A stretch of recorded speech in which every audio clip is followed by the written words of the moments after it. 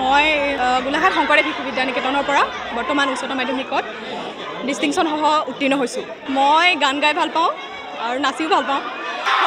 গান আচলতে মই তেনেকৈ সাজু হৈ অহা নাই গান গাবলৈ বুলি ভাবিব লাগিব। ঠিক আছে, মই এটা জ্যোতি সংগীতকে গাবলৈ ওলাইছোঁ, অকণমান কলি এটা।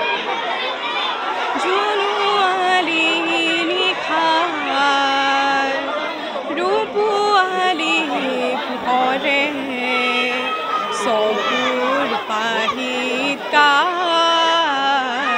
ছবি আঁকি যায়।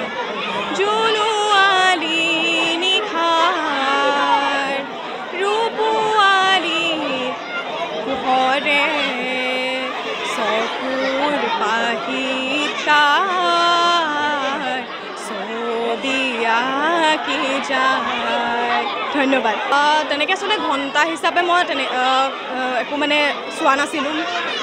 যেতিয়াই মন যায় মানে আচলতে পঢ়া সময়কণ মই ভালকৈ পঢ়িছিলোঁ। ৰাতিপুৱা সময়টো মই বেছিকৈ পঢ়োঁ। ৰাতিপুৱা সোনকালে উঠাটো আচলতে মোৰ এটা অভ্যাস আছিলে আৰু ৰাতিপুৱা পঢ়ি মই ভাল পাওঁ। ৰাতিপুৱা 4টামান বজাত উঠি পেলাই পঢ়োঁ হ'লে আৰু তেনেকৈ পঢ়িছিলোঁ। উঠি অহা নৱপ্ৰজন্মক মই এইটোৱে ক'ব বিচাৰোঁ যে তেওঁলোকে প্ৰথম কথা নিজৰ ওপৰত বিশ্বাস, নিজৰ ওপৰত ভৰসাটো তেওঁলোকে ৰাখিব লাগে। আৰু এতিয়া হৈছে বহুত এটা আধুনিক যুগ, গতিকে আৰু কম্পিটিশ্যনৰ যুগ যিহেতু মাৰ্কছৰ ওপৰতো বহুত ডিপেণ্ড কৰে। কিন্তু মাৰ্কছৰ লগতে আমি মানুহ হিচাপে যিখিনি আমাৰ কৰণীয়, মানুহ হিচাপে মানুহৰ প্ৰতি মানে সহনশীলতা বা মানুহক ভাল পোৱা, সেইখিনি আমি কেতিয়াও পাহৰি যাব নালাগে। আৰু সেইখিনি মনত ৰাখি পেলাই আমি নিজৰ লক্ষ্যত উপনীত হ'বলৈ চেষ্টা কৰিব লাগে আৰু সদায় নিজৰ বেষ্টটো দিবলৈ চেষ্টা কৰিব লাগে, নিজৰ ওপৰত বিশ্বাস ৰাখি। আৰু এটা কথা যে আমি সকলোৰে পৰা আচাৰ্য হওক বা মা দেউতা হওক, সকলোৰে পৰা আমি উৎসাহ পাওঁ, প্ৰেৰণা পাওঁ। কিন্তু প্ৰথম কথা আমি মানে বেছিকৈ প্ৰেৰণা পোৱা মানে প্ৰথমটোৱে হৈছে যে আমি নিজে আমি নিজক কৰাব লাগিব যে এই ভাৱটো মানে অনুভৱ কৰাব লাগিব যে আমি কৰিবই লাগিব, আমি কি কৰিবলৈ গৈ আছোঁ। BA কৰিম ভাবিছোঁ এতিয়া, তাৰপিছত আৰু যদি মানে APSCও কোচিং কৰিম বুলি ভাবি আছোঁ। নাজানো আৰু কি হয়, চেষ্টা কৰিম যাতে ভাল হয়। SSLCত মোৰ পাৰ্চেণ্টেজ 93 আছিলে আৰু কমাৰবন্ধা শংকৰদেৱ শিশু নিকেতনৰ পৰা মই উত্তীৰ্ণ হৈছিলোঁ। তুলনামূলকভাৱে ভালেই দেখিছোঁ। এই কৃতিত্ব বুলি ক'লে আচলতে মই মোৰ মাক প্ৰদান কৰিম, কাৰণ মই আজি এই স্থানত যেনেকৈ আজি থাকিব পাৰিছোঁ তাৰ প্ৰধান গুৰি বা মূল হিচাপে মোৰ মা। কাৰণ মা যদি আজি নহ'লহেঁতেন চাগে মই আজি এই স্থানত থাকিব নোৱাৰিলোহেঁতেন। কাৰণ মায়ে যিখিনি শিক্ষা দিলে সেইখিনিৰ কাৰণে আজি এই স্থানত পাইছোঁহি। আৰু লগতে মোৰ এই নিকেতনৰ আচাৰ্যসকল, কাৰণ তেওঁলোকেও বহুত বেছি বিশ্বাস লগতে মৰম ভাল পোৱাৰে আমাক শিকাই নিলে। সদায় এইটোৱে ক'লে যে পাৰিবা তোমালোকে, একো নাই, নিজৰ চেষ্টাটো সদায় অব্যাহত ৰাখা। আমাৰ নিকেতনৰ যিগৰাকী ছাত্ৰীয়ে 94.6% নম্বৰ লাভ কৰিছে, তেওঁ হয়তো জিলাখনৰ ভিতৰতেই প্ৰথম হ'ব পাৰে বুলি আমি এটা অনুমান কৰিছোঁ।